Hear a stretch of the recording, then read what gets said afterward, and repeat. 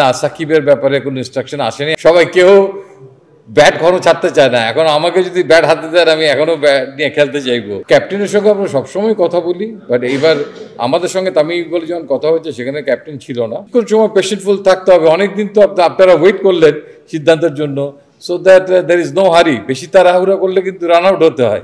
তামিম ইকবালের ইন্টারন্যাশনাল ক্রিকেটের, হ্যাঁ, এটা আপনাদের একটা আগ্রহ থাকবে, এটা খুবই স্বাভাবিক। বিকজ এই ব্যাপারটা নিয়ে এর আগেই হয়তো তামিমের সঙ্গে আমাদের আরেকটু আলোচনা হতে পারত।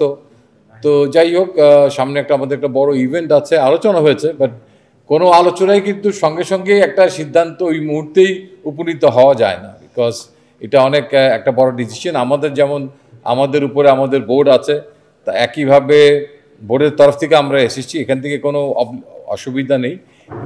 অ্যাট দ্য সেম টাইম একটা খেয়াল করতে হবে, একটা খেলোয়াড়ের ক্ষেত্রে অনেক সময় এই সমস্ত একটা ইস্যুতে ফেরত আসার ব্যাপারে তার ঘনিষ্ঠজন, তার পরিবার, বন্ধুবান্ধব অনেক সময়, কিংবা তার প্রিয় কোচ অথবা শুভাকাঙ্ক্ষী, তাদের সঙ্গে আলাপ আলোচনার একটা ব্যাপার থাকে। সেক্ষেত্রে একটু সময় নেওয়ার তো ব্যাপার এসেই যায়। তো আমাদের যেহেতু 12 তারিখে দল ঘোষণা করতে হবে, তার আগে আমাদেরকে দলটা দিতে হবে বোর্ডের কাছে। তো আমাদের কাছে মনে হচ্ছে যে সময় আছে, যে টিম টেক টাইম, তো এত তাড়াহুড়া করার কিছু নাই। তিনি একটা টুর্নামেন্ট খেলছেন, সো দ্যাট আমাদের প্রাথমিক আলোচনাটা আমরা সেরে নিই। আমাদের আলোচনার বিষয়টা আমাদের মধ্যে থাক, এটা টোটালি প্রশ্নটা আপনার, উত্তরটা আপনার, সেটা ঠিক আমি সরাসরি উত্তরটা দিব না, যেহেতু আমি বললাম যে আমরা ব্যাপারটা আলোচনা করেছি এবং এই ব্যাপারে চূড়ান্ত সিদ্ধান্তটা জন্য আমাদেরকে একটু ওয়েট করতে হবে। তো সেই সিদ্ধান্তের জন্য আমরা একটু তামিমকে তো একটু তামিম ইকবালকে তো একটু সময় দিতে হবে। না, এটা তো খুব পরিষ্কার ব্যাপার। 4 দিন তো অনেক সময় আমাদের জন্য। আমাদের তো একটা হোমওয়ার্ক করা আছে, টিমটা কেমন হতে পারে, কিংবা ছকটা তো আমাদের তৈরি করা আছে। সো সেই ছকটা পূরণ করে বোর্ডের কাছে দেওয়া আমাদের জন্য খুব বেশি একটা সময়ের ব্যাপার না। তো আমরা তামিম ইকবালের মতো একজন খেলোয়াড়কে ডেফিনেটলি সম্মান জানাই, তার সিদ্ধান্তেরও আমরা সম্মান জানাই। তো সেই জন্য তিনি যদি একটু সময় নিতে চান আমাদের কাছ থেকে, তো আমার মনে হয় ইজ ফেয়ার এনাফ। এবং আমি বোর্ডের সঙ্গে কথা বলেছি, এতে তাদের কোনো অসুবিধা নেই।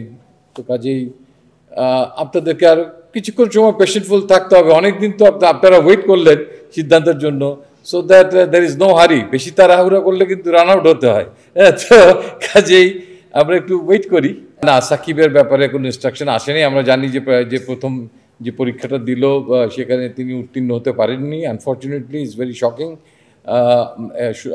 আমাকে আরেকটু পরিষ্কার হতে হবে যে তিনি ব্যক্তি পর্যায়ে কিংবা আবার একটা পরীক্ষা অবতীর্ণ ইতিমধ্যে হয়েছেন কিনা, এটা একটু খোঁজ দিয়ে জানতে হবে। এটা আসলে আমরা নির্বাচক মণ্ডলীরা বোর্ডের কাছ থেকে জানতে চেয়েছি যে তিনি আমাদের এই প্রক্রিয়ার জন্য অ্যাভেলেবেল আছেন কি না। সেটা এখনও আমরা উত্তর পুরোপুরি পাইনি, আংশিক একটা পেয়েছি। কিন্তু যেহেতু আবার একটা শোনা যাচ্ছে তিনি অংশগ্রহণ করেছেন, তো সেটার জন্য ওয়েট করতে হবে আমাদেরকে। আসলে হয়তো every minute counts, but hopefully আমরা 1-2 দিনের মধ্যে এই ব্যাপারগুলো সম্পর্কে পরিষ্কার হয়ে যাবে। দেখেন, একটা সময় একটা ভেরি ইম্পর্টেন্ট একটা ইস্যু। কোন সময়ে কখন কোন বিষয়ে এইরকম একটা ইস্যুর ব্যাপারে আমার মনে হয় যে আমার জায়গায় যাকে নিয়ে আমরা কথা বলছি, তামিম ইকবাল, আসলে তার মুখ থেকে শোনা কিংবা তার কাছ থেকে বক্তব্যটা ইজ ভেরি ইম্পর্টেন্ট। আশাটা আমার মনে হয় যে just we have to wait, হয়তো আরও দিন 2-1 আমাদের পক্ষে। আমরা যদি চেতাম সময়, আমার বিশ্বাস তামিম ইকবালও দিতেন। আবার তামিম ইকবাল যদি সময় চায় আমাদেরও দিতে কোনো অসুবিধে নেই, যেহেতু সময় আমাদের হাতে আছে। আর at the same time Shakib Al হাসানের ইস্যুটাও আমাদের জন্য ইম্পর্টেন্ট। তার জন্য যেহেতু আমাদেরকে অপেক্ষা করতে হচ্ছে এই ব্যাপারটার জন্য, তো কাজেই এখানে সময় আমার মনে কোনো বড় ফ্যাক্টর না। আমরা নির্দিষ্ট সময়ের মধ্যেই আমাদের কাজটা সম্পাদন করতে পারি। ক্যাপ্টেনের সঙ্গে আমরা সবসময় কথা বলি, বাট এইবার আমাদের সঙ্গে তামিম ইকবাল যখন কথা হয়েছে সেখানে ক্যাপ্টেন ছিল না, শুধু আমরাই কথা বলেছি।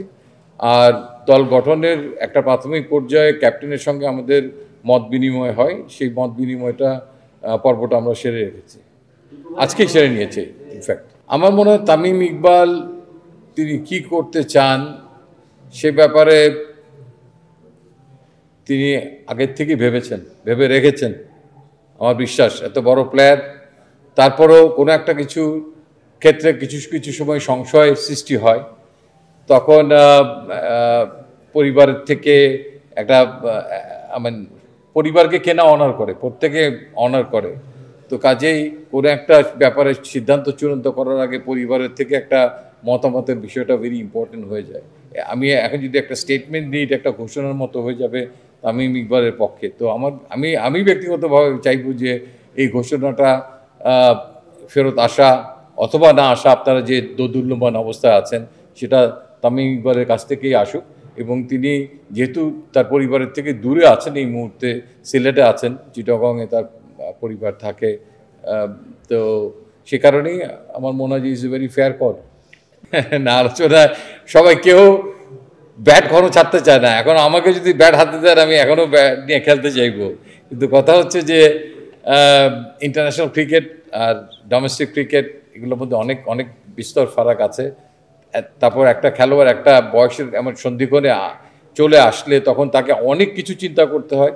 তো আমার মনে হয় যে, এবং একটা আমরা সবাই জানি যে একটা কিছুদিন ধরে তামিম ইকবাল ইন্টারন্যাশনাল ক্রিকেটের সঙ্গে নাই। তো কাজেই একটা মিটিংয়েই এসেই আমরা একদম সব সিদ্ধান্ত ক্লোজ করে ঘোষণা দিয়ে দিলাম, ঠিক সেই অবস্থায় বোধহয় ইস টু মানে আর্লি হয়ে যায়, অনেক বেশি তাড়াহুড়া হয়ে যায়। আসলে কোনো কিছু স্টেবল করে একটা কিছু বলা আমার মনে হয় অনেক যুক্তিসঙ্গত।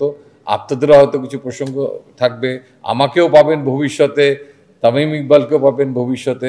সো এই মুহূর্তে আমি বলবো যে জাস্ট যেহেতু দল দিতেই হবে 12 তারিখে, তো তার আগে হয়তো 11 তারিখে হয়ে যেতে পারে দল।